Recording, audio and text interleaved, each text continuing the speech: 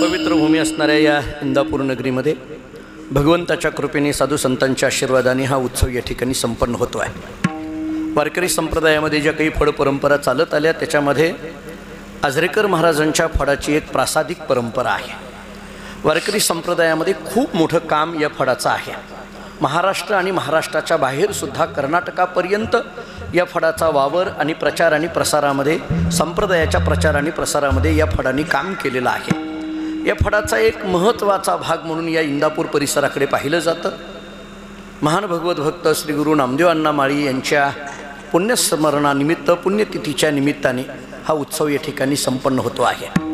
या फडाचे मालक परमादरणीय श्रद्धेय काका माऊली इथं उपस्थित आहेत। त्यांच्या नेतृत्वामध्ये त्यांच्या आशीर्वादाने आणि इंदापूर परिसरातील सगळी भाविक भक्त मंडळी विशेष करून या फडावर नितांत श्रद्धा असणारी महाराष्ट्राच्या कानाकोपऱ्यातील महाराष्ट्राच्या बाहेरची सुद्धा वारकरी मंडळी या सर्वांच्या उपस्थितीमध्ये हा उत्सव संपन्न होतो आहे। या उत्सवामध्ये परमभाग्याने माझ्याकडे प्राप्त असलेली ही कीर्तनाची सेवा विठ्ठला विठ्ठला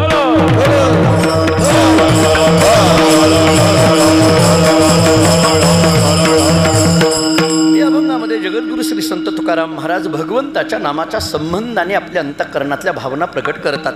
तुकाराम महाराजांच्या अभंगाचा अभ्यास करायला लागल्यानंतर अनेक वेगवेगळ्या प्रकरणातले अभंग तुकाराम महाराजांचे आपल्याला दिसून येतात। या अभंगामध्ये तुकाराम महाराजांनी नाम नावाच्या साधनाचा विचार या अभंगातून केला आहे। साधन हा शब्द आला की दोन शब्द तत्वज्ञानाच्या दृष्टीने येतात। एक साधन शब्द आहे आणि दुसरा साध्य शब्द आहे। साध्य कशाला म्हणायचं आणि साधन कशाला म्हणायचं? जिथं पोहोचायचं असतं त्याला साध्य म्हटलं जातं आणि ज्याच्या माध्यमातून पोहोचायचं असतं त्याला साधन म्हटलं जातं। आणखीन थोडा विस्तार करायचा झाला तर साध्य म्हटलं की एकच असतं आणि साधनं म्हटलं की अनेक असतात।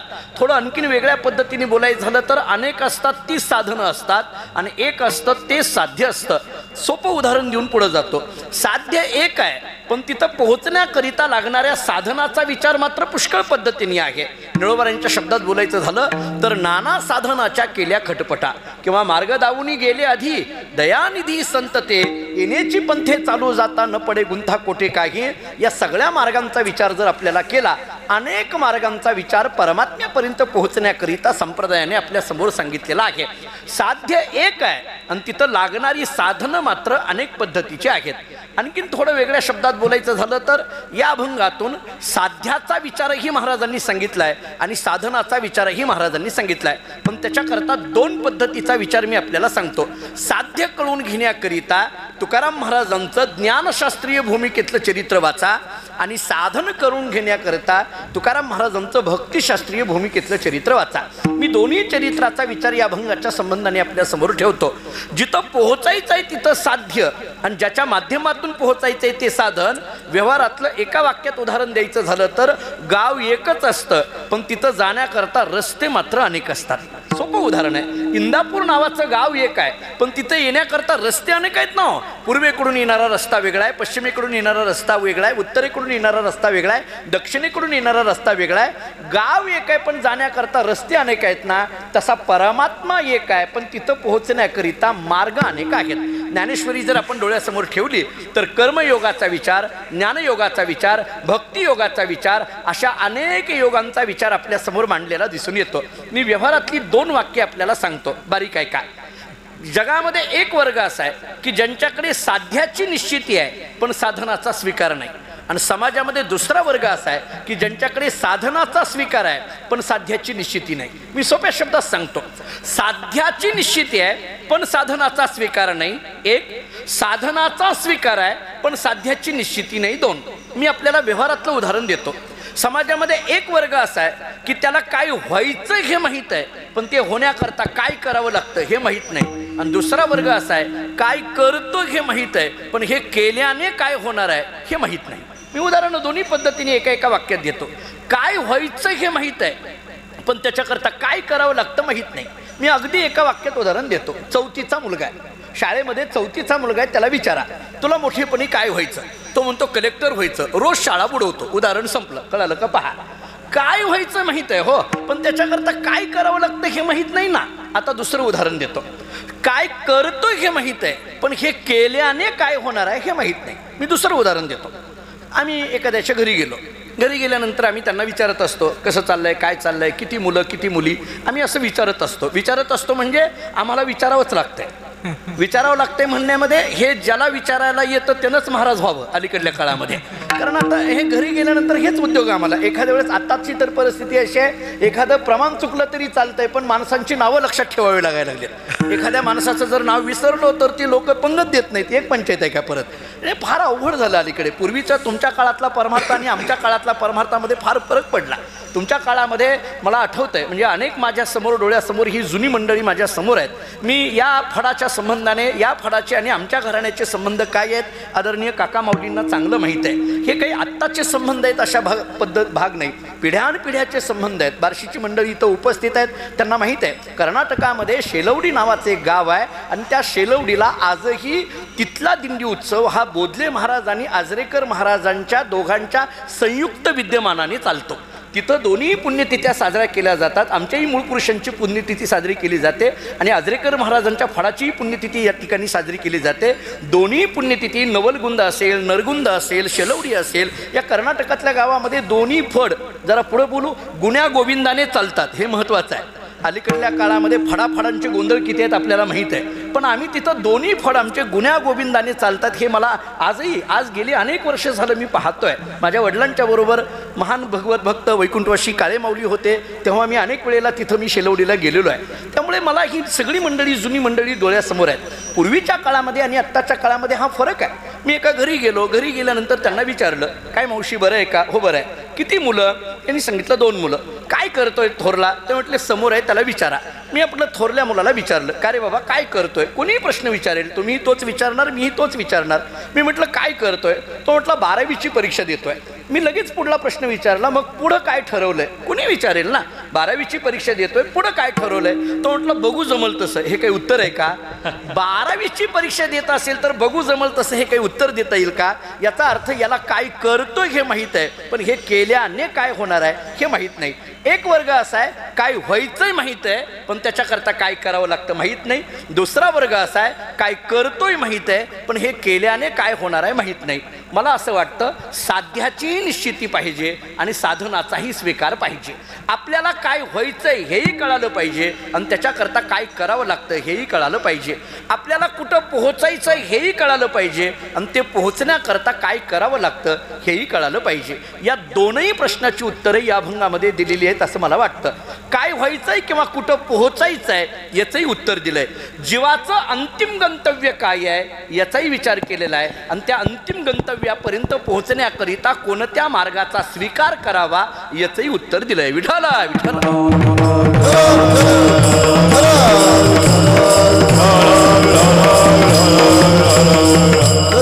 मी साधारण आपल्या समोर तुकोबारायांच्या चरित्रातला एक भाव मानतो म्हणजे आपल्या लक्षात येईल. काय झालं, देहूमध्ये जे जगद्गुरू तुकोबारायांचं घर आहे त्या घराच्या बाहेर तुकोबाराय बसलेले होते आणि मग रस्त्याने येणारी जाणारी जी माणसं आहेत त्या माणसांना तुकाराम महाराज असं बोलवायचे, इकडे या. तो मनुष्य महाराजांच्या जवळ जायचा, विचारायचा काय महाराज? महाराज म्हणायचे काही नाही, मला माझ्या घरी नेऊन सोडा, मला माझ्या घरी नेऊन सोडा. तो माणूस हसायचा, पुढं निघून जायचा. परत कोणीतरी आलं की महाराज त्याला बोलवायचे, इकडे या. म्हणले काय? मला माझ्या घरी नेऊन सोडा. एका माणसाने विचारलं, महाराज तुम्ही प्रत्येकाला विचारताय घरी नेऊन सोडा, घरी नेऊन सोडा, तुम्ही घरातच बसलेला आहात ना? घरात बसलेल्या माणसाने कुठं म्हणायचं असतं का घरी नेऊन सोडा? एक गमतीने वाक्य सांगू, मान्य आहे, काही वेळेला आपल्याला संध्याकाळच्या वेळेला बरीच माणसं घरी नेऊन सोडावी लागतात. कळालं का? बघा, रस्त्यावर पडण्यापेक्षा तुझ्या घरी पड बाबा असं म्हणावं लागतं. पण तुकोबारासारख्या महात्म्यांनी अशी म्हणायची काय गरज आहे घरी नेऊन सोडा? त्यांनी विचारलं, महाराज तुम्ही घरातच आहात ना, आणखीन कुठल्या घरी नेऊन सोडायचं आहे? नीट ऐका आता. तुकाराम महाराजांनी त्याच्याकडे पाहिलं आणि महाराजांनी सांगितलं, बाबा ज्या 4 भिंतीच्या घराला तू घर म्हणायला लागला त्या घराला मी घर म्हणतच नाही. उलट या 4 भिंतीच्या घराची आसक्ती संपल्यानंतर ज्या घराला सुरुवात होते त्या घराला मला जायचं आहे. हे घर आकाराचं घर नाहीये, याच्या पलीकडे असलेलं जे घर आहे त्या घराला मला जायचं आहे. एकाने विचारलं, महाराज म्हणजे तुम्ही ज्या घरी आहात ते घर तुमचं नाही? महाराजांनी सांगितलं, घराचं काय घेऊन बसला? हे घरही माझं नाही, ही जागाही माझी नाही, नवे हा देशही माझा नाही. देशवेश नो हे माझा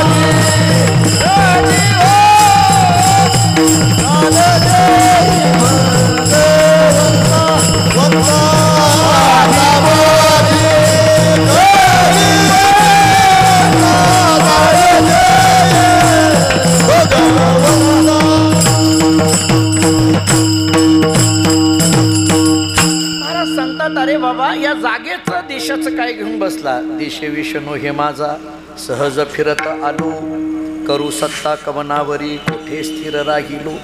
पाय डोळे म्हणता माझे तीही कैसा मोकलिलो, परदेशी नाही कोणी अंध पांगुळ झालो. आता माझी करी चिंता दान देई भगवंता. देश विष्णू हे माझा. महाराज सांगतात ही देश म्हणजे ही जागा माझी नाही. मला कधी कधी महाराजांच्या अभंगाचा अभ्यास करताना आश्चर्य वाटतं. महाराज म्हणतात ही जागा माझी नाही, देहूतली जागा माझी नाही हे म्हणण्याकरता तुकोबरायच पाहिजे. तिथं इंचावर भांडणं चाललेत आता. पण महाराज सांगतात ही जागा माझी नाही, देश माझा नाही. वेश या शब्दाचा अर्थ हा देहही माझा नाही. नाथ महाराजांनी भागवतामध्ये चिंतन असं केलंय, जी वस्तू अनेकांच्या मालकीची असते त्याच्यावर कोणी एकाने मालकी हक्क सिद्ध करायचा नसतो. 5 शेतकऱ्यामध्ये जर विहीर असेल तर त्याला सामायिक विहीर म्हणतात, त्याला कोणी एकाने म्हणायचं नाही ही माझी आहे. तसं या देहाच्या बाबतीत अनेक जण म्हणायला लागले. आई मुलाच्या संबंधाने म्हणते हा देह माझा, वडील म्हणतात हा देह माझा, बायको म्हणते हा देह माझा, मुलगा म्हणतो हा देह माझा, बंधू म्हणतात हा देह माझा, मित्र म्हणतात हा देह माझा. या देहात असलेला जीव म्हणतो हा देह माझा, आणि स्मशानातला अग्नी सुद्धा म्हणतो हा देह माझा. मग जर इतके याला माझं माझं म्हणायला लागले तर महाराज म्हणतात मी कशाला माझं माझं, देश विषणू हे माझा. एकाने महाराजांना विचारलं, महाराज मग इथं आलातच कसं. महाराज म्हणतात सहज फिरत आलो. मला पुन्हा कधी कधी वाटतं की महाराजांनी सहज फिरत आलो हे किती सहज सांगितलंय. बरं हे फिरणं म्हणजे इंदापूरहून पुण्याला जाणं, पुण्याहून इंदापूरला येणं नाहीये. हे जन्म मरणाचं फिरणं आहे. आणि जन्म मरणाच्या फिरण्याला महाराज म्हणतात सहज फिरत आलो, मी सहज आलो. एकाने विचारलं महाराज आला आहात ना मग राहा ना, उगी जायचं जायचं जायचं का म्हणायला लागलात. एक गमतीने वाक्य सांगू, ज्यांची जाण्याची वेळ झाली त्यांना सुद्धा जाऊ वाटेन आणि तुम्ही का जायचं जायचं म्हणायला. महाराजांनी सांगितलं राहिलो असतो पण करू सत्ता कवनावरी कुठे स्थिर राहिलो. कोणावर सत्ता करावी कोणी ऐकत नाही. महाराजांना विचारलं महाराज कोण ऐकत नाही. गावातली ऐकत नाहीत, घरातली ऐकत नाहीत, कोण ऐकत नाहीत. महाराजांनी सांगितलं गावातली सोड, घरातली सोड, ज्या इंद्रियांना मी माझं म्हणतो ती इंद्रियच माझं ऐकत नाही तर बाकीच्याच काय घेऊन बसला. पाय डोळे म्हणता माझे तीही कैसा मोकलिलो. मी म्हणायला लागलो माझे पाय, मी म्हणायला लागलो माझे हात, मी म्हणायला लागलो माझे कान, पण आपण ज्या इंद्रियांना आपलं म्हणतो ती इंद्रिय तरी आपलं ऐकतात का. मी एक साधा प्रश्न विचारतो, आपले पाय आपलं ऐकतात का. आणि जर ऐकत असतील तर आत्ताच पायाला सांगा कीर्तन होईपर्यंत हलायचं नाही. मी बघतो इंदापुरातले पाय कसे येते. 2 तास मांडी घालून बसायचं म्हटलं तर होत नाही. नाथ महाराज भागवतामध्ये सांगतात पाय वांछती गती, हस्त वांछती खेळा, रूप पहावया डोळा. आणि या सगळ्याबद्दल बोलताना एकच दृष्टांत दिला, केवी एका गेहापती बहुता सवती तोडीती. नाथराय सांगतात, मी दृष्टांत वाढवत नाही, बहुता सवती तोडीती.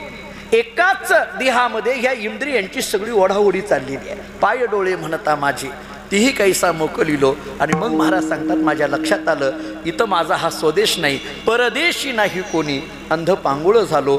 आता मला माझ्या घरी जायचं आहे, मला माझ्या घरी नेऊन सोडा, घरी नेऊन सोडा. एकाने विचारलं महाराज तुम्ही मगापासून म्हणताय घरी नेऊन सोडा, घरी नेऊन सोडा, पण ज्या घरी तुम्हाला जायचं आहे त्या घराचा काहीतरी पत्ता सांगा. कमीत कमी त्या घराचा रंग सांगा, दरवाजा कोणत्या दिशेला आहे सांगा, काहीतरी घराचं सांगा ना, काहीतरी घराचा पत्ता असावा. अलीकडल्या काळामध्ये लोक कीर्तनाला तारखा देतात, पण आता अलीकडे हे फोनच्या काळामध्ये फार गोंधळ झाले. पूर्वी प्रत्यक्ष भेटून तारखा दिल्या जात असे. विचारा तुम्ही महाराजांना, पूर्वी प्रत्यक्ष भेटून तारखा दिल्या जात असे. आणि त्यामुळे काय व्हायचं, आम्हाला कळायचं की आम्हाला कोणत्या गावात जायचं आहे आणि त्या गावातल्या लोकांच्या लक्षात यायचं की आपल्या गावात कोण येणार आहे. आता ह्या फोनच्या काळामध्ये आम्हाला माहीत नाही कुठल्या गावात जायचं, त्यांना माहीत नसते कोण महाराज येणार आहे. बरं गमत अशी असते, कीर्तन झाल्यावर जन फोन केला ती भेटत नाही. आता हे तुम्ही ओळखून घ्या, सगळं गोंधळ आहेत. आता अलीकडल्या काळामध्ये सगळे गोंधळ झाले. पूर्वी मला आठवत आहे, म्हणजे मी लहानपणी वैकुंठवाशी तात्यासाहेब महाराज वास्कर आबांच्या जवळ थोडं बसलेलं होतं एकदा सहज. आता आबांचा फड आणि आमचं घर अगदी जवळ आपल्याला माहिती. मी लहान होतो, आबांच्या जवळ बसलेलो होतो. एक मनुष्य तारीख घ्यायला आला. मला जे आठवतोय प्रसंग तेवढा सांगतो. त्याने ते कागद वगैरे घेतला, आला आणि आबांना म्हटलं की आबा हे 5व्या दिवशीची कीर्तनाची तारीख द्या. आबांनी त्याला विचारलं 4थ्या दिवशी कोण आहे, आदल्या दिवशी कोण आहे. त्याने सांगितलं अमुक अमुक महाराज आहे. 6व्या दिवशी कोण आहे, नंतर कोण आहे. त्यांनी सांगितलं अमुक अमुक महाराज आहे. मी तिथं होतो. मी आपलं सहज म्हटलं आबांना, आबा तुमच्याकडे जर 5वा दिवस तुमच्या डायरीत रिकामा असेल तर देऊन टाकायचा. अगोदर कोण आहे नंतर कोण आहे कशाला चर्चा करता. मला त्यांनी सांगितलं तुला कळत नाही तेव्हापासून. मला त्यांनी सांगितलं तुला कळत नाही. म्हणलं का? त्यांनी मला दिलेलं उत्तर, आता त्याचं काही अर्थ कसे होते मला माहीत नाही, पण ही जुनी माणसं कशी बोलत होती काय माहीत नाही. मला त्यांनी असं उत्तर दिलं, अगोदर कोण आहे हेही बघितलं पाहिजे आणि नंतर कोण आहे हेही पाहिलं पाहिजे. आपल्या अगोदर कोण कीर्तन करून गेले हेही पाहिलं पाहिजे, नंतर कोण येणार आहे हेही पाहिलं पाहिजे. मी म्हटलं का? ते म्हटले पुढं ज्यानं कीर्तन करून गेलाय त्यानं लात मारून येईन मागच्यानी चावणी. का म्हटले मला माहीत नाही, आता मला त्याचा अर्थ करता येणार नाही. पण पूर्वी पाहिलं जायचं महाराज, अगोदर काय आहे नंतर काय आहे, अभंग कोणते घेतले, नेमक्या अभंगाची संगती काय चालली आहे हे पूर्वी बघितलं जायचं. अभंग मी म्हणून मग विचारलं अभंग कोणतं येते, म्हणले माहीत नाही. आता काय सांगू, मग मी विचारलं कोणता अभंग घेतला, विचारलं. एकतर मला माऊली पत्रिकाच दुपारी भेटली व्हॉट्सअपला, म्हणजे टी व्ही व्हॉट्सअपला भेटली. आता अलीकडल्या काळात हे व्हॉट्सअप एक नवीन निघालं आहे, पत्रिका त्याच्यावर देतात. त्यामुळे मला माहीत नव्हतं कोण महाराज आहेत अगोदर नंतर कोण आहेत काय नाही. मठात दिली म्हणतात पण मी नव्हतो त्या दिवशी. मग तुम्ही आला असता तर जास्तच, आलाय तर जास्तच, माझ्याकडनं चूक झाली म्हणायचं. मग पण मठात दिली पण मला मिळाली नाही. अलीकडल्या काळात एकादशीशिवाय मठात थांबणंही होत नाही अलीकडे. असो, पण कळत नाही कोण आहे अगोदर नंतर कोण आहे, कोणता अभंग होता, नेमक्या अभंगाची संगती काय चालली आहे. त्यामुळे पहिल्या दिवशी कोणता अभंग असावा, दुसऱ्या दिवशी कोणता असावा, त्याची एक संगती असायची. जुन्या काळामध्ये हे सगळं असायचं. आणि मग पूर्वीच्या एखाद्या माणसाने आम्हाला फोन केला, कीर्तनाची तारीख विचारली. म्हटलं अहो तुमच्या गावात यायचं आहे खरं, पण घर कुठं आहे, आम्हाला घर माहीत नाही, काही नाही, कसं येऊ तुमच्या घरी. त्यांनी सांगितलं महाराज तुम्ही काही गरज नाही, काही तुम्ही कुणाला विचारायची गरज नाही. म्हटलं अहो पण तुमच्या गावात नवीन आहे मी, कसं यायचं काय सांगायचं. त्यांनी मला सांगितलं महाराज गावात गाडी घेऊन आल्यानंतर एक काम करा, जे घर 2 मजली आहे ना ते आपलं आहे. म्हटलं हा काय पत्ता आहे घराचा, मला हे सांगायचं आहे, हा काय घराचा पत्ता आहे. मी एक वाक्य सांगू, मी मानसशास्त्राचा विद्यार्थी असल्यामुळे एक साधं वाक्य सांगतो. मानसशास्त्रामध्ये असं वर्णन केलं आहे, आपलं घर किती मोठं आहे याच्यावर घराचं घर पण नसतं.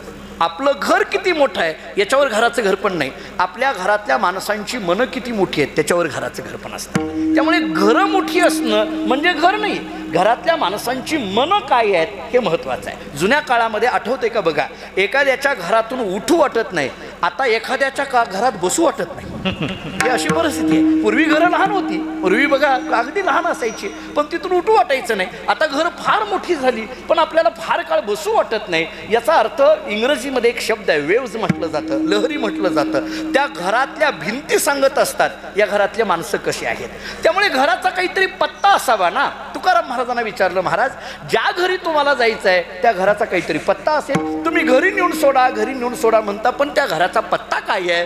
तुकाराम महाराजांनी सांगितलं, मला ज्या घरी जायचं आहे त्या घराला रंग नाही, ज्या घरी जायचं आहे त्या घराला दरवाजा नाही, ज्या घरी जायचं आहे त्या घराला आकारच नाही भिंतच नाही, कारण निरंजनी आम्ही बांधी येले घर, निराकार निरंतर राहिलोसे.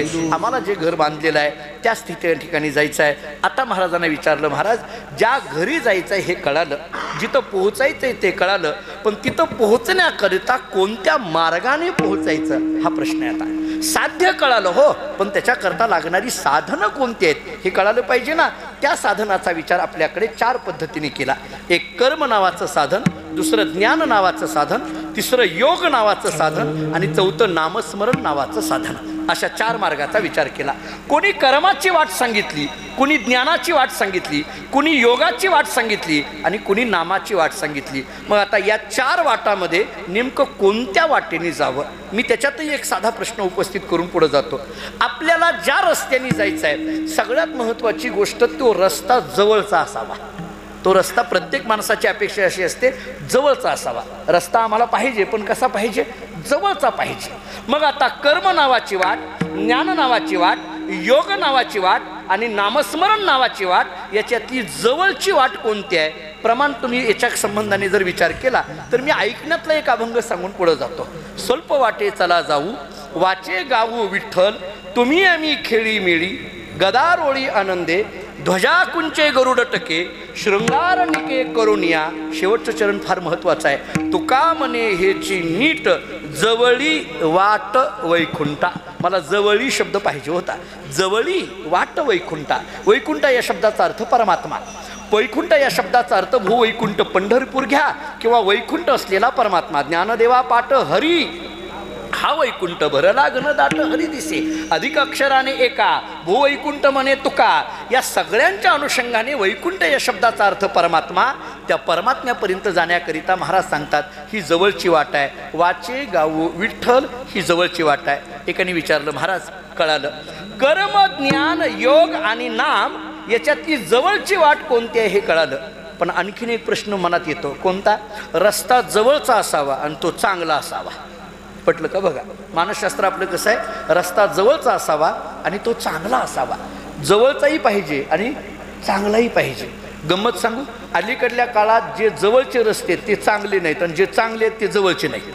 पहा आपल्याकडे जर महाराष्ट्राच्या रस्त्याची परिस्थिती बघितली, आम्हाला जवळचाही पाहिजे आणि तो कसा पाहिजे? चांगलाही पाहिजे. आता कर्म ज्ञान योग आणि नामस्मरण याच्यात जवळची वाट कोणती आहे? नाम. कळालं. पण याच्यात चांगली आहे का? ती वाट चांगली आहे का? साधं सोपं नेहमीचं प्रमाण आहे, नाम चांगले चांगले माझे कंठी राहो भले. कीर्तन चांग कीर्तन चांग कीर्तन चांग कीर्तन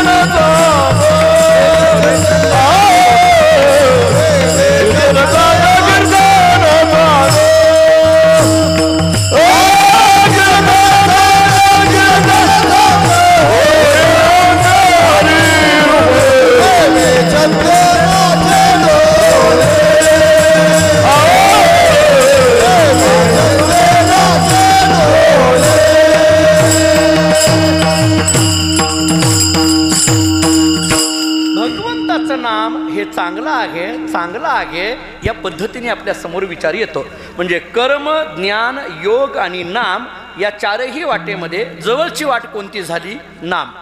याच्यातली चांगली वाट कोणती झाली? नाम. खरं तर इथं विषय संपला, पण आणखीन एक मानसशास्त्रातला विषय सांगू, नीट ऐका. माणसाला जवळची वाट पाहिजे, चांगली वाट पाहिजे, जरा पुढं सांगू सगळ्या वाटेपेक्षा चांगली पाहिजे. बघा कसं वाढत आहे, फक्त चांगली नाही सगळ्यापेक्षा चांगली. तुम्हाला साधं उत्तर देतो, हे चांगलं आहे या म्हणण्यामध्ये आणि सगळ्यापेक्षा चांगलं आहे या म्हणण्यामध्ये जास्त महत्त्व कोणत्या वाक्याला येते? दुसऱ्या. चांगलं आहे याच्यापेक्षा सगळ्यात चांगलं आहे. नाही कळालं तर उदाहरण देतो. एखाद्याला जर म्हटलं नाही तुमची चाल आज फार चांगली झाली, दुसरं जर वाक्य वापरलं ना, अख्ख्या कीर्तनात तुमच्यासारखी चालच झाली नाही, हे जरा जास्त बरं वाटतं. जाऊ द्या, आमची उदाहरणं देतो. एकाने मला कीर्तन झाल्यानंतर सप्ताह झाला, एकाने मला फोन केला. तो म्हटला महाराज तुम्ही आमच्या गावात सप्त्याला आला होता कीर्तन. म्हटलं हो. तुमचं कीर्तन चांगलं झालं. म्हटलं धन्यवाद. तो तेवढ्यावर थांबला नाही. तो म्हटला नाही महाराज अख्ख्या सप्त्यात तुमचंच एकट्याचं कीर्तन चांगलं झालं. मला जरा जास्तच बरं वाटलं. माणसाला हे फार महत्त्वाचं वाटतं. मी त्या सप्ताहाच्या अध्यक्षांना फोन केला माघारी. मी आपल्या ती कमिटीच्या अध्यक्षांना फोन केला. तुम्हाला एक गंमत सांगू, एखादा महाराज कीर्तन करून गेल्यानंतर जर माघारी त्याचा फोन आला तर ती कमिटी घाबरायला लागते. आता हे जाऊ द्या, आता तुम्हाला नाही फार असं कळणार, आपण फडातली मंडळी आहेत, पण बाहेर फार गोंधळ आहे सध्या अलीकडे. घाबरले. त्या अध्यक्षांनी विचारलं का हो महाराज? म्हटलं काही नाही. झाला का सप्ताह? झाला. कीर्तन कशी झाली? चांगली झाली. म्हटलं माझं कसं झालं? तर म्हटलं चांगलं झालं. म्हटलं नाही तुमच्या गावातल्या त्या माणसाचा फोन आला होता, अख्ख्या सप्ताहामध्ये माझंच एकट्याचं कीर्तन चांगलं झालं म्हणत होता.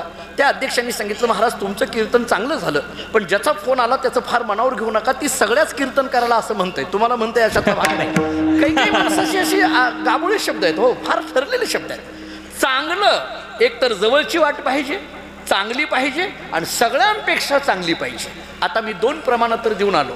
नाम नावाची वाट जवळची आहे, तुका म्हणे हेची नीट जवळी वाट वैकुंठा. नाम नावाची वाट चांगली आहे, नाम चांगले चांगले माझे कंठी राहो भले. पण ही वाट सगळ्यांपेक्षा चांगली आहे का? नारद भक्ती सूत्र नावाचा एक ग्रंथ आहे संस्कृतमध्ये, अतिशय गोड आहे, भक्तिशास्त्राला प्रमाण असा ग्रंथ आहे. त्याच्यामध्ये एक सूत्र संस्कृतमध्ये असं आलंय, सातू कर्म ज्ञान योगेभ्य अपि अधिकतरा भक्ती. भक्तीबद्दल बोलताना, नामाबद्दल बोलताना ते शास्त्र असं सांगतंय, कर्म ज्ञान योगेभ्य अपि अधिकतरा. अधिकतरा या शब्दाचा अर्थ श्रेष्ठ, अपि या शब्दाचा अर्थ त्यापेक्षा, कर्मज्ञान योगापेक्षा सुद्धा नामनावाची वाट अधिक चांगली आहे असं जर नारद भक्ती सूत्र सांगत असेल तर आपल्याला हे सूत्राने कळून येतं. नामनावाची वाट जवळची आहे, नामनावाची वाट चांगली आहे, नवे नवे नामनावाची वाट सगळ्या वाटांपेक्षा चांगली आहे. तरी एक मनात प्रश्न येतो, अहो नामनावाची वाट कर्मज्ञान योगापेक्षा चांगली आहे, पण कर्मापेक्षा चांगली आहे असं सांगण्याकरता कर्मात काहीतरी उणीव दाखवावी लागेल ना. ज्ञानापेक्षा चांगली आहे हे दाखवण्याकरता ज्ञानात काहीतरी उणीव दाखवावी लागेल ना. योगापेक्षा चांगली आहे हे दाखवण्याकरता योगामध्ये काहीतरी उणीव दाखवावं लागेल ना. ऐका ज्ञानेश्वरी काय सांगते, कर्मापेक्षा नामनावाची वाट चांगली आहे हे कळण्याकरता कर्मामध्ये काय उणीव आहे हे ज्ञानोबारायांनी दाखवून दिलं. ज्ञानोबाराय बोलतात कर्म नावाचा मार्ग श्रेष्ठ आहे, पण त्याच्यामध्ये एक अडथळा आहे. कोणता अडथळा आहे? तैसा कर्तृत्वाचा मधू आणि कर्मफलाचा आस्वादू या दोहीचे नाम बंधू कर्माचा की. ज्ञानोबाराय बोलतात कर्तृत्वाचा मधू आणि कर्मफलाचा आस्वादू या कर्म नावाच्या वाटेमध्ये कर्मफलाचा आस्वाद निर्माण होण्याची शक्यता आहे. म्हणून कर्म नावाच्या वाटेपेक्षा नाम नावाची वाट चांगली आहे. कारण कर्मातला आस्वाद घालवण्याचं काम, फलास्वाद घालवण्याचं काम नाम करतं. म्हणून कर्मापेक्षा नाम श्रेष्ठ. एक. दुसरा मुद्दा घ्या, ज्ञानापेक्षा नाम चांगलं कसं. मी ज्ञानामध्ये एक उणीव ज्ञानोबारायांनी काय दाखवली आहे का, सगळ्यांच्या ऐकण्यातली ओवी आहे. ज्ञानोबाराय असं सांगतात, ज्ञान जरी श्रेष्ठ असलं तरी त्याच्यामध्ये एक उणीव आहे. काय उणीव आहे? नवल अहंकाराची गोठी, विशेष नलगे अज्ञानापाठी, सज्ञानाचे झोंबे कंठी नाना संकटी नाचवी. ज्ञानोबाराय बोलतात हा अहंकार असा गमतीचा आहे, अज्ञानाच्या मागं लागत नाही पण ज्ञानी म्हणून घेणाऱ्याला सोडत नाही. हा अहंकार असा गमतीचा आहे. म्हणून तर नामदेवांचे शब्द आहेत, अहंकाराचा वारा न लागो राजेसा, माझ्या विष्णुदासा भाव्य त्याग तरी ऐसा करा, अहंकारा दौडावे, तुकोबरांचे शब्द आहेत. याचा अर्थ ज्ञानामध्ये अहंकार निर्माण होण्याची शक्यता आहे. आता थोडा ऐका, कर्मामध्ये फलास्वाद निर्माण होतोय म्हणून कर्मापेक्षा नाम नावाची वाट चांगली. ज्ञानामध्ये अहंकार निर्माण होतोय म्हणून ज्ञानापेक्षा नाम नावाची वाट चांगली. आता तिसरा मुद्दा घ्या, कोणता? योग. योगापेक्षा नाम नावाची वाट चांगली कशी? योगामध्ये एक उणीव ज्ञानोबारायांनी दाखवली. कोणती? ज्ञानोबारायांची सगळ्यांच्या ऐकण्यातली ओवी आहे. ज्ञानोबाराय बोलतात योगाची या वाटा जे निघाली सुभटा तया दुःखाचाची वाटा भागाली. किंवा ज्ञानोबाराय आपल्याला हरिपाठात रोज सांगतात योग याग विधी एनेनो हे सिद्धी वायाची उपाधी दंभधर्म. एवढ्या प्रमाणावर आपल्या लक्षात येतं योग नावाच्या वाटेमध्ये दुःख आहे, दंभ आहे. आता थोडं पुढं ऐका, याचा अर्थ योगापेक्षा सुद्धा नाम नावाची वाट श्रेष्ठ. तीन गोष्टी झाल्या, कर्मापेक्षा चांगली, ज्ञानापेक्षा चांगली, योगापेक्षा चांगली. जुन्या काळामध्ये एक उदाहरण दिलं जायचं, परंपरेने एक उदाहरण दिलं जातं. काय झालं म्हणे, एकदा समुद्राच्या काठावर कबीर महाराजांची आणि गहिनीनाथ महाराजांची गाठ पडली. नीट ऐका, कबीर महाराज नामधारक आहेत, गहिनीनाथ महाराज योगी आहेत, नवनाथापैकी एक. जुन्या काळामध्ये उदाहरण दिलं जायचं. समुद्राच्या काठावर गाठ पडली, दोघांनी एकमेकाला नमस्कार केला. दोन चांगली माणसं एके ठिकाणी आल्यानंतर चांगलंच बोलणार. कबीरांचा एक दोहा आहे, सज्जन को सज्जन मिले करे दो दो बात. दोन चांगली माणसं आली, दोघांनी एकमेकाकडे पाहिलं आणि पाहिल्याबरोबर गहिनीनाथांनी कबीरांना प्रश्न केला, का हो कबीर, नामधारक नाम नावाचा मार्ग श्रेष्ठ का योग नावाचा मार्ग श्रेष्ठ? प्रश्न काय विचारला पहा, नाम नावाचा मार्ग श्रेष्ठ का योग नावाचा मार्ग श्रेष्ठ? म्हणजेच नामधारक श्रेष्ठ का योगी श्रेष्ठ? आता कबीर महाराजांनी विचारला, हो हे कशा करता विचारताय? नाही म्हटले, मी विचारतोय, सांगा योगी श्रेष्ठ का नामधारक श्रेष्ठ? कबीर महाराजांनी लगेच उत्तर देऊन टाकलं, योगी श्रेष्ठ. कशाला? ज्याला जे पाहिजे ते दिलं की भांडणं होत नाही. त्यांना मोठेपणा पाहिजे होता, देऊन टाकला. म्हटलं योगी श्रेष्ठ. नाही परीक्षा घ्यायची. अहो कशा करता परीक्षा घ्यायची? मला दाखवायचं आहे की मी कसा श्रेष्ठ आहे हे सगळ्यांमध्ये दाखवायचं आहे. अहो मी म्हटलं ना तुम्हाला तुम्ही श्रेष्ठ, मग कशाला परीक्षा घ्यायची? नाही घ्यायची. काय परीक्षा घ्यायची? ऐका, गहिनीनाथांनी सांगितलं या पाण्यामध्ये एखादं रूप घेऊन राहायचं, दुसऱ्यांनी शोधायचं. ज्याला शोधता आलं तो जिंकला, ज्याला शोधता नाही आलं तो हरला. मी योगी आहे, मला वेगवेगळी रूपं घेता येतात. मी पाण्यामध्ये रूप घेतो, तुम्ही मला शोधून दाखवा. गहिनीनाथांनी पाण्यामध्ये रूप घेतलं. पाण्यामध्ये मासा किंवा मगर होऊन राहता येतं. एका माशाच्या रूपामध्ये गहिनीनाथ फिरायला लागले. कबीर महाराजांनी पांडुरंगाचं स्मरण केलं, पाण्यामध्ये हात घातला, बरोबर तोच मासा हातामध्ये घेतला, बाहेर काढला आणि सांगितलं तुम्ही गहिनीनाथ आहात. गहिनीनाथ प्रगट झाले. गहिनीनाथांनी विचारलं, वा कबीरजी, तुम्हाला तर जमलं, तुम्ही आता रूप घ्या, मी शोधून दाखवतो. कबीर महाराजांनी पाण्यामध्ये रूप घेतलं. गहिनीनाथांनी शोधायला सुरुवात केली. सगळे मासे सगळ्या मगरी पाहिल्या, पण कुठेही कबीरजी दिसेनात. 2-3 तासांनी हात जोडले, विनंती केली, तुम्ही जिथं असताल तिथून प्रगट व्हा. कबीर महाराज प्रगट झाले. गहिनीनाथांनी कबीरांना प्रश्न केला, कबीरजी पाण्यामध्ये मासा किंवा मगर होऊन राहता येतं? एवढा वेळ मी पाण्यामध्ये तुम्हाला शोधलं, कुठंच तुम्ही दिसला नाही. नेमकं एवढा वेळ तुम्ही पाण्यामध्ये काय झाला होता? कबीर महाराजांनी एकच उत्तर दिलं, मी एवढा वेळ पाण्यामध्ये पाणीच झालो होतो. उदाहरण संपलं. कळालं का? पहा आता एका वाक्यात पुढचं बोलतो. पाण्यामध्ये मासा होण्याचं सामर्थ्य योगाचं आहे, पण पाण्यामध्ये पाणीच होण्याचं सामर्थ्य नामाचं आहे. म्हणून योगापेक्षा नाम श्रेष्ठ आहे. म्हणजे कर्मापेक्षा श्रेष्ठ, ज्ञानापेक्षा श्रेष्ठ, योगापेक्षा श्रेष्ठ. काय काय झालं? नाम नावाची वाट जवळची आहे 1, नाम नावाची वाट चांगली आहे 2, आणि नाम नावाची वाट कर्मज्ञान योगापेक्षा चांगली आहे 3. आणि मग अशा नामनावाच्या वाटेचा विचार जेव्हा तुकाराम महाराज जाहीरपणे प्रत्येकाला सांगत होते, सेवितो आहारस वाटितो अनेका बोलत होते, तेव्हा एक मनुष्य तुकोबारायांच्या जवळ गेला आणि तुकाराम महाराजांना म्हणायला लागला, महाराज हे नाम जवळचं आहे, चांगलं आहे, नवे नवे सगळ्यांपेक्षा चांगलं आहे, परंतु या नामाचं स्वरूप काय सांगा. हे नाम नेमकं आहे कसं? सत्य आहे का असत्य आहे? चांगलं आहे का वाईट आहे? सोपं आहे का अवघड आहे? नेमकं नाम कसं आहे? अभंगाचं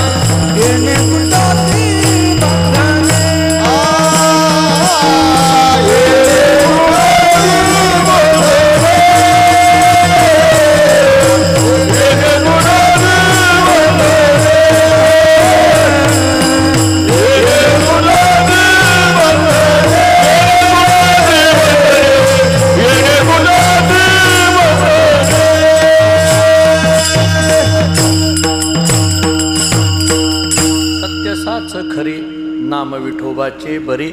महाराजांनी त्याला सांगितलं, बाबा जे नाम तू नामाबद्दल विचारतो ते नाम कसं आहे? सत्य आहे, साच आहे, खरं आहे, बरं आहे. हे 4 शब्द एकत्रित करा. सत्य, साच, खरं आणि बरं. आता सत्य म्हणजे काय, साच म्हणजे काय, खरं म्हणजे काय आणि बरं म्हणजे काय, हे 4 शब्द कळाले म्हणजे नामाचं स्वरूप कळालं. सत्य शब्दाचा अर्थ काय, मी 2-3 पद्धतीने सांगतो, ऐका. एक थोडा वेदांताच्या दृष्टीने विचार करतो. शास्त्राने असं चिंतन केलेलं आहे, तत्वज्ञानाने असा विचार केला आहे, जिथं भेद नाही, परिच्छेद नाही, अभाव नाही, त्याला सत्य म्हणा. जिथं स्वगत सजातीय विजातीय भेद नाही, कालपरिच्छेद वस्तुपरिच्छेद देशपरिच्छेद नाही, प्रागभाव प्रध्वंसाभाव अन्योन्याभाव नाही, त्याला सत्य म्हणा. असा एक विचार केला.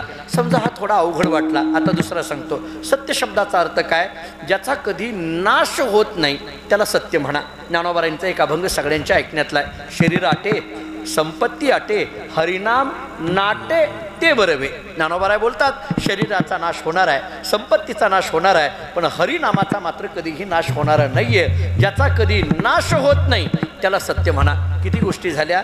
जिथं भेद नाही त्याला सत्य म्हणा, जिथं परिच्छेद नाही त्याला सत्य म्हणा, जिथं अभाव नाही त्याला सत्य म्हणा. आता सोप्या शब्दात, जिथं नाश नाही त्याला सत्य म्हणा. आणखीन एक शब्द पुढचा बोलतो, ज्याचा कधीही कंटाळा येत नाही त्याला सत्य म्हणा. आता कळालं का? पहा, बाकी सगळ्या गोष्टीचा कंटाळा येतो, बाकी सगळ्या गोष्टीचा पुन्हा पुन्हा पुन्हा बघा. मी साधा प्रश्न विचारतो. आपल्याकडे सुंदर ते ध्यान उभी विटेवरी किंवा रूप पाहता अभंग म्हटला जातो. आता आपल्या फळाच्या परंपरेमध्ये रूप पाहता पंचपदी म्हटला जातो. मला सांगा, त्या अभंगाचा कधी कंटाळा आला का? त्या अभंगाचा कधीतरी कंटाळा आला का? नाही. एखाद्या वेळेस त्या अभंगाला चाल लावणाऱ्याचा कंटाळा येतो, नाही असं नाही. लोक कधी कधी बोलता बोलता म्हणतील चाल बदला, नाही का, पण अभंगच बदला असं कोणी म्हणेल का? चालीमध्ये बदल करता येईल, पण अभंगात मात्र कधी बदल करता येत नाही. त्याचा अर्थ कंटाळा त्या शब्दांचा कधी येत नाही, तसं भगवंताच्या नामाचा कधीही कंटाळा येत नाही, म्हणून त्याला सत्य म्हणा. थोडं पुढलं देतो, महाराजांचंच वचन देतो. महाराज सांगतात, रसना येरा रसा विटे पण घेता घोटे अधिक हे. रसना येरा रसा विटे, येरा रसा विटे, इतर रसाबद्दल मात्र वीट निर्माण होईल, पण नाम रसाबद्दल मात्र कधीही वीट निर्माण होत नाही. उलट विटे ऐसे सुख नो हे भक्ती रस पुढता पुढती आस सेवावी. हे किती जरी घेतलं तरी पुन्हा पुन्हा घ्यावं वाटतं, म्हणून त्याला सत्य म्हणा. सत्य शब्दाचा अर्थ झाला. आता दुसरा शब्द साच. साच म्हणजे काय? चांगलं. साच या शब्दाचा अर्थ आहे चांगलं. सत्य म्हणजे काय कळालं? साच म्हणजे चांगलं. आता तिसरा शब्द खरं. खरं कशाला म्हणायचं? महाराजांचं एकच प्रमाण देतो, तुका म्हणे तुची खरा आणि येर वावू गा पसारा. बाकी सगळा पसारा, एक तू खरा, तुझं नाम खरं. सत्य कळालं, साच कळालं, खरं कळालं. आणखीन एक शब्द राहिला, बरं. हे बरं म्हणजे काय? सोपं. भगवंताचं नाम घ्यायला कसं आहे? सोपं आहे. नामसंकीर्तन साधन पै सोपे जळतील पापे जन्मांतरीची. सोपे वर्म आम्हा सांगितले संती, टाळा हाती दिंडी घेऊन नाचा. याचा अर्थ भगवंताचं नाम अत्यंत सोपं आहे. राम हे म्हणायला फार कष्ट लागत नाहीत, पण राम म्हणण्याचा फायदा काय? राम म्हणता रामची होई जे, पदी वैसोनी पदवी घेई जे. याचा अर्थ सत्य म्हणजे काय कळालं, साच म्हणजे काय कळालं, खरं म्हणजे काय कळालं, आणि बरं या शब्दाचा अर्थ अत्यंत सोपं. जुन्या काळामध्ये एक उदाहरण दिलं जातं. एक शिष्य एका गुरुजींकडे गेला आणि गुरुजींना म्हणायला लागला, गुरुजी माझ्या जीवनाला काहीतरी नियम सांगा. गुरुजींनी सांगितलं, तुला जे जमतं ते कर. तो म्हटला, नाही तुम्ही सांगायचं मी ऐकायचं. असं म्हणणारे शिष्य भरपूर बहुतेक आमचं ऐकत नसतात, काही काही अशा अडचणीत आणतात. ते म्हटले, तुम्ही सांगायचं आम्ही ऐकायचं. गुरुजींनी सांगितलं, नाही बाबा तुला जे जमतं ते कर. नाही काहीतरी नियम सांगा. गुरुजींनी सांगितलं, नेहमी देवाचं नामस्मरण कर, बस संपलं. तो म्हटला, तेवढा सोडून बोला, दुसरं सांगा, दुसरं काहीतरी सांगा. याच्यापेक्षा अरे गीता सांगते, सततम कीर्तयंतो माम यतंतश्च दृढव्रताः नमस्संतश्च माम भक्त्या नित्ययुक्ता उपासते. ज्ञानोबारांची भाषा त्याच्यावरची किती गोड आहे पहा. तरी कीर्तनाचे नि नटनाचे नाशिले व्यवसाय प्रायश्चित्ताचे, जे नामची नाही पापाचे ऐसे केले. मला कधी कधी ज्ञानोबारांच्या ओव्यांचा अभ्यास करताना आश्चर्य वाटतं. म्हणजे नाशिले प्रायश्चित्त, हे जे प्रायश्चित्त जे आहे, प्रायश्चित्ताचे जे व्यवसाय आहेत ते नाशिले, हा एक विचार. आणि जरा पुढचा सांगू, जे नामची नाही पापाचे ऐसे केले. थोडा फरक सांगून पुढे जातो. प्रायश्चित्त कर्म पापाला नष्ट करतं, पण शेष रूपाने काहीतरी शिल्लक तिथं राहतच. पण पाप हा शब्द सुद्धा जिथं शिल्लक राहू दिला जात नाही, असा सामर्थ्य जर कोणत्या मार्गात असेल तर ज्ञानोबाराय बोलतात तरी कीर्तनाची निनटनाची. नाम नावाच्या साधनामध्ये इतकं सामर्थ्य आहे म्हणून सांगितलं. जरा थोडं पुढं चला. त्यांनी सांगितलं नेहमी देवाचं नाव घे. तो म्हटलं नाही नाही, याच्यापेक्षा सोपं सांगा. गुरुजींनी त्याच्याकडे बघितलं आणि सांगितलं एक काम कर. म्हटलं काय? मरायच्या अगोदर एकदा देवाचं नाव घे, बस. तो म्हटलं हो हे कल्याण होईल का? अंतकालीचे मामी हो स्मरण बघतो अकलेवर गीता सांगते किंवा तुकोबाराय बोलतात याच्यासाठी केला होता अट्टहास शेवटचा दिस गुण व्हावा. अरे बाबा मरायच्या अगोदर एकदा देवाचं नाव घेतलं तुझं कल्याण होईल. तो म्हटलं सोपं असावं तर असं. पाया पडला, आश्रमाच्या बाहेर पडला आणि त्याच्या तो विचार करायला लागला असं सोपं असावं मरायच्या अगोदर एकदा देवाचं नाव. पण त्याच्या डोक्यात आलं गुरुजींनी सांगितलं मरायच्या अगोदर एकदा देवाचं नाव घे. माझं मरण कधी सांगितलंच नाही. महाराज लोक हातचा ठेवून बोलतात. परत महाराजांकडे गेला. तो म्हटला महाराज मरायच्या अगोदर एकदा देवाचं नाव घे, पण माझं मरण कधी सांगितलं नाही ते सांगा. म्हणजे त्या दिवशी सकाळपासून तयारीत राहतो. गुरुजींनी सांगितलं वेड्या माझंच मला माहित नाही तर तुझं काय सांगू. तो म्हटलं मग करायचं काय? आता नीट ऐका. गुरुजींनी सांगितलं तू एक काम कर. म्हणले काय? मरायच्या अगोदर एकदा देवाचं नाव घेतलं की तुझं कल्याण आहे. मरण कधी सांगता येत नाही. मरायच्या अगोदर एकदा देवाचं नाव घेतलं की तुझं कल्याण आहे. मरण कधी सांगता येत नाही. तू एक काम कर, नेहमी देवाचं नाव घे, मरण कधी काय येईना. तो म्हटला मला पटलं. तुम्हाला पटलं का नाही विचार करा. सततम कीर्तयंतो माम. मूळ मुद्द्यावर येतोय पुन्हा एकदा. अत्यंत सोपं अशा पद्धतीचं हे नाम आहे. म्हणून महाराज याला बरं म्हणतात. सत्य म्हणजे कळालं, साच म्हणजे कळालं, खरं म्हणजे कळालं, बरं म्हणजे कळालं, नामाचं स्वरूप कळालं. पण या नामाचा परिणाम काय? या नामाचा परिणाम काय? महाराजांनी दोन परिणाम सांगितले अभंगाच्या दुसऱ्या.